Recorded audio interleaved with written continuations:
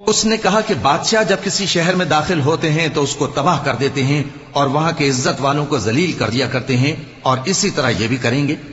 اور میں ان کی طرف کچھ تحفہ بھیجتی ہوں اور دیکھتی ہوں کہ قاصد کیا جواب لاتے ہیں۔ پس جب قاصد سلیمان کے پاس پہنچا تو سلیمان نے کہا، کیا تم مجھے مال سے مدد دینا چاہتے ہو؟ سو جو کچھ اللہ نے مجھے عطا فرمایا ہے وہ اس سے کہیں بہتر ہے جو تمہیں دیا ہے۔ حقیقت یہ ہے کہ اپنے تحفے سے تم ہی خوش ہوتے ہوگے۔ ان کے پاس واپس جاؤ، اب ہم ان پر ایسے لشکر لے کر حملہ کریں گے جن کے مقابلے کی ان میں طاقت نہ ہوگی، اور ان کو وہاں سے بے عزت کر کے نکال دیں گے اور وہ ذلیل ہوں گے۔ سلیمان نے کہا کہ اے دربار والو، کوئی تم میں ایسا ہے کہ قبل اس کے کہ وہ لوگ فرما بردار ہو کر ہمارے پاس آئیں، ملکہ کا تخت میرے پاس لے آئے؟ جنات میں سے ایک قوی ہیکل جن نے کہا کہ قبل اس کے کہ آپ اپنی جگہ سے اٹھیں میں اس کو آپ کے پاس لا حاضر کرتا ہوں، اور مجھے اس پر قدرت بھی حاصل ہے اور امانت دار بھی ہوں۔